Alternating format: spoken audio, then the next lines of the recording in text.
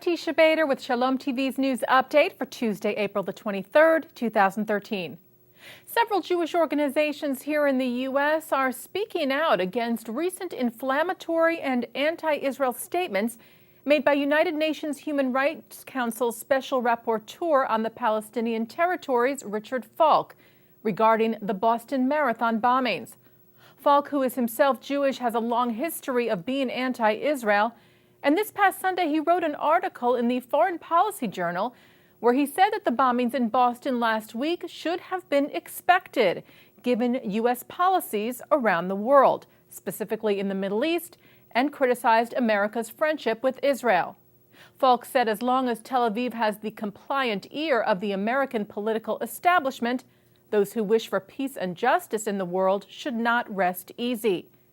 The American Jewish Committee's executive director, David Harris, said Falk's latest commentary demonstrates his total insensitivity to the victims of the terror attacks in Boston, his malicious propaganda regarding the U.S. and Israel, and his glaring inability to see the stark truth about extremist violence and terrorism has no place in any international body that takes itself and its mission seriously. B'nai B'rith International echoed the sentiment, saying they were disgusted by Falk's remarks and called for his removal, saying his continued presence at the UNHRC further undermines the credibility of the system and that he is an embarrassment for the UN as a whole. According to the Jerusalem Post, UN spokesman Farhan Haq said that UN Secretary General Ban Ki-moon said he would not condemn Falk for his essay, since he is, quote, not responsible for Falk's independent views. The Jewish Council for Public Affairs sent out an action alert yesterday in an effort to veto a recent bill passed by the Student Senate of University of California, Berkeley, which calls for the divestment from 3 companies doing business with Israel. As we reported to you last week, the Associated Students at UC Berkeley, or ASUC, passed the bill in a vote of 11-9 last Thursday, calling for the school to divest from Caterpillar, Hewlett-Packard, and Cement Roadstone Holdings for what the bill says is support they provide to Israel's military in the West Bank and Gaza and to the building and development of Israeli settlements.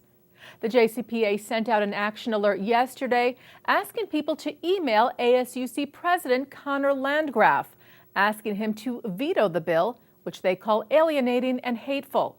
Landgraf has the authority to veto the measure up until tomorrow, Wednesday, April the 24th.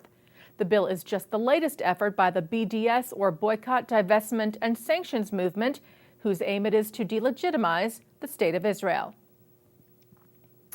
An Iranian national was arrested in Nepal on suspicion of trying to plan a terror attack on an Israeli target. Israel's Channel 2 and local news website The Himalayan reported yesterday that security personnel at the Israeli embassy in Kathmandu grew concerned after observing Mohsin Khosravian making frequent and suspicious visits to the area of the Israeli embassy. It was also discovered that Khosravian used a fake Israeli passport to gain entry into Nepal and that he had hidden his Iranian passport. Israeli security personnel arrested Khosravian for engaging in surveillance of the embassy and transferred him to the custody of local police.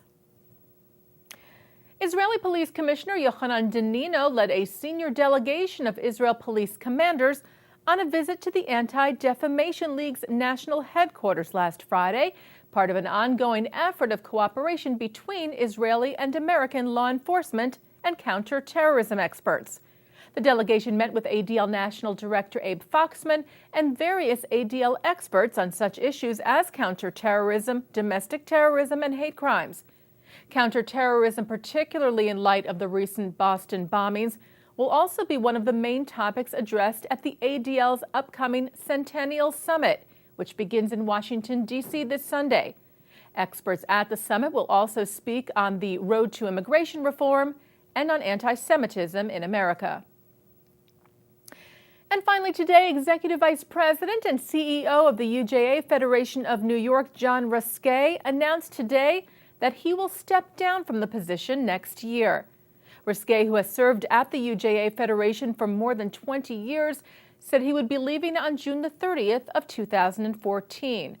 In a letter announcing his departure, Risqué wrote, "I have been blessed to have a job that has enabled me to bring together three of my lifelong passions: my conviction that Judaism enhances life, my commitment to care for every being, and my belief in the value of community."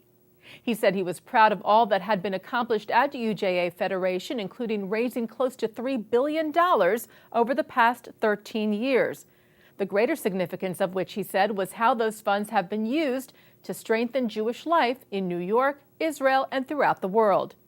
Risqué said that he intended to keep working over the next 14 months to continue to face the critical challenge and opportunity of strengthening the Jewish community. A search for his successor by the Federation's Executive Committee is underway. And that's Shalom TV's news update for Tuesday, April the 23rd, 2013. I'm Teisha Bader.